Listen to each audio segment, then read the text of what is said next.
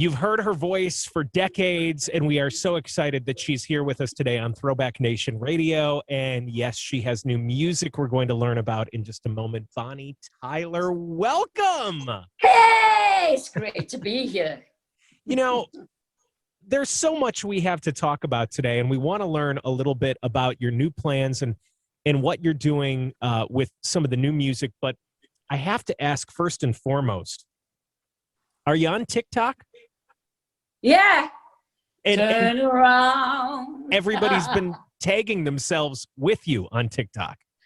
Yeah, I did it a couple of weeks ago. Yeah, I'm new to it.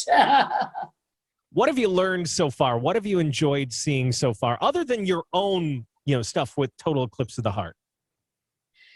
It's fascinating. Some of the vocals with the people are amazing.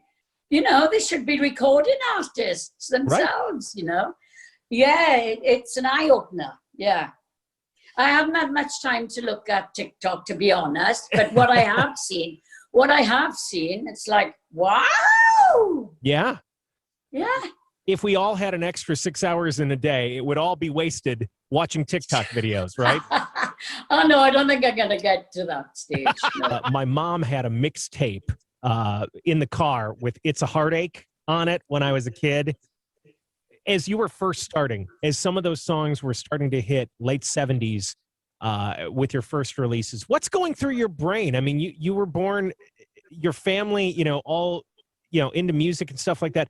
You're starting to make it. What's going on for you?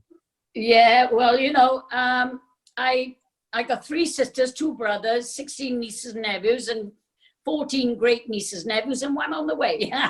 But there was always music on in my house, and my mother was always singing. So my mother was a fabulous opera singer. So, I mean, I think I heard the music while I was in the womb, Yeah. And 3 of us are singers out of the family, But I never thought I'd have recording contracts and things like that. When I started singing in 1969, I was singing for 7 years, doing what I loved doing, singing in a band, Mm-hmm. And I was living the dream. I never thought about sending my tapes away to record companies to listen to my voice.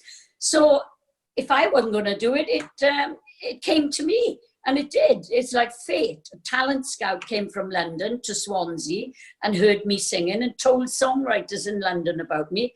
And then I made some demos in London, one of which was Lost in France, and the other one was It's a Heartache. Every time I hear that song, I mean, I can feel myself in the back seat of the car. Maybe not in like my little, like, what do you call it? The car seat or whatever, but I can feel my childhood when that song comes on. Oh, really? Oh. Are there That's great. That's great. I mean, I loved it. And of course, it was my very first hit record in America. I'd already had hit records in the UK, mm-hmm. but and I was so happy that it broke it in America, Oh, I remember when we were... when the pluggers were trying to get airplay on the radio with It's a Heartache in the beginning.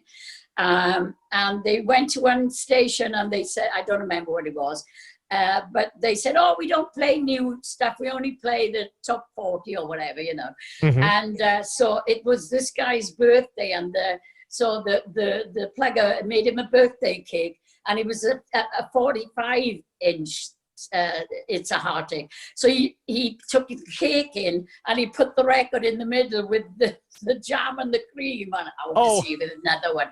And he said, happy birthday, you got it. So he played the record. I thought that was fantastic. And they broke the record, that radio station, Wow. So there was actual vinyl in the cake? Yes. So he had difficulty cutting it, but they gave him a new... They gave him a new copy, obviously. Thank goodness. Otherwise, who knows how they would have played the song for you. You have been performing the 80s. 50 years. Yeah. Not that anyone's counting. Yeah. When it comes to this new album, why now? Well, I released an album 2 years ago. I signed a deal with Ear Music for 3 albums, and this is the second one for them, which was due now. But also I had the most wonderful songs given to me by different songwriters. And in between touring, because this album was finished before lockdown, and it was due to come out last April, but because of 79 of my shows being postponed into this year, and 38 into next year, 38 shows into next year, 2022. You know, I need to be touring for my album. So now is the best time. And I have fantastic songs on this album. It's a very uplifting, joyful album. It'll put it, I tell you what, right, it'll put a smile on people's faces, especially during this COVID time, you know. Well, we all could use a couple extra smiles. And yeah. When one of the songs that they have told us a little bit about and that I've had a chance to preview is When the Lights Go Down. Oh, yeah. Tell me about that song. When I first heard this song, it's a song written by Steve Womack. He's got 4 songs on the album. I mean, he's an awesome songwriter. And when you know, like most rock music fans, I'm a big fan of Bruce Springsteen and Rod Stewart's records and things. And when I heard this song, I just thought, oh God, it's got that timeless rock feel to it, you know, and a wonderful chorus, you know. Take the radio out on the back porch, we'll dance real slow. You know, it's really a fabulous song, and I love singing. Gotta chill. I gotta chill. So I had to do that song. I tried it out in the studio, and I was like, wow, this is me, you know. Is it studio recording for you, or is it being in front of a live audience that gives you the biggest excitement? Oh, I gotta say, I really enjoyed making this album. It was a joy, but I love the live shows. I've always been a live singer, like, you know, and I know, as I said, 79 of my shows were postponed because of COVID. Otherwise, I'd be out there now, you know. Yeah. But I am supposed to be starting touring again from June on, but I haven't had the vaccine yet. So, you know, I'm in Portugal in the Algarve, right? I came here after my last show in Sweden last March, and then lockdown happened. So I've been here ever since. I know that, you know, everybody's getting the vaccine in the UK, but they're very slow in the rest of Europe, you know. And I don't know when I'll be able to have it, but of course I can't go anywhere unless I do have it. Right. And so I'm waiting, like everybody else. I'm on the waiting list, but my album is getting so many great reviews. It's getting 5-star reviews. It's one of the top sellers on Amazon and on 2 charts. In the pop album charts, it's number 2. In the best-selling charts, it's number 4. You know, it changes all the time because, you know, but it's awesome. Are there other artists, and you just mentioned, you know, a couple other names, Bruce Springsteen, Rod Stewart, that they have this timeless feel? Have you ever had another artist walk up to you that you really admire and they're like, oh my gosh, I wish I would have recorded this song? Has anybody ever said that to you? Well, it wasn't said to me, but I recorded the song Simply the Best. Oh, yeah. 2 years before Tina Turner did it, you know. But I have to say her version is absolutely stunning. And they've got a wonderful middle 8 in there that I didn't have in mind, you know. But I have met Tina Turner a couple of times in the past. And she sang to me like, it's a heartache, in her way, you know what I mean? And I was like, what?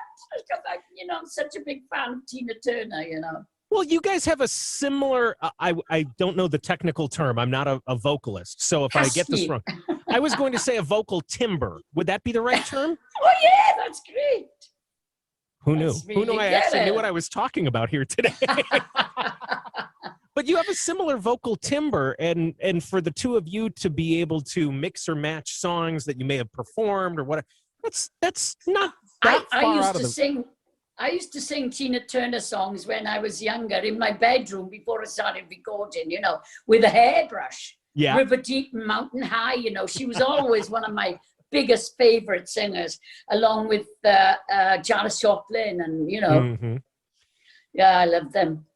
Is there anything, I mean, honest to goodness, Bonnie, because you spend so much time on the road performing, interacting with fans, is there anything that's been able to help you get through this COVID time that you may want to pass along to some fans and say, hey, I know we've all had a really tough time. I'm super, you know, I'm stoked to get out and show off my new music.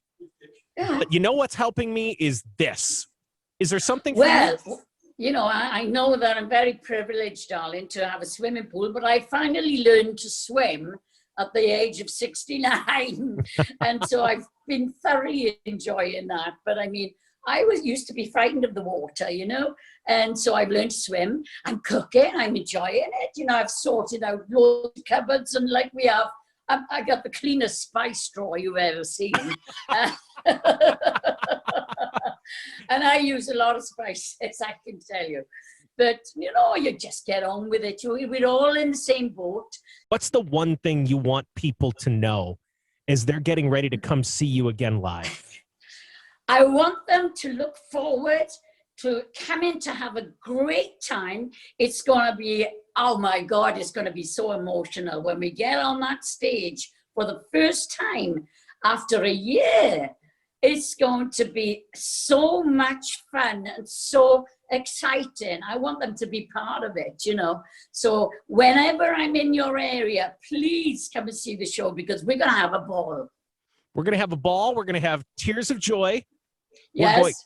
The best voice Bonnie has ever had in her career, because the best is yet to come. You are, I want to bottle up your positivity and sell it. That's what I want to do, Bonnie. Well, you know, I'm so happy with the reviews I'm having with this album.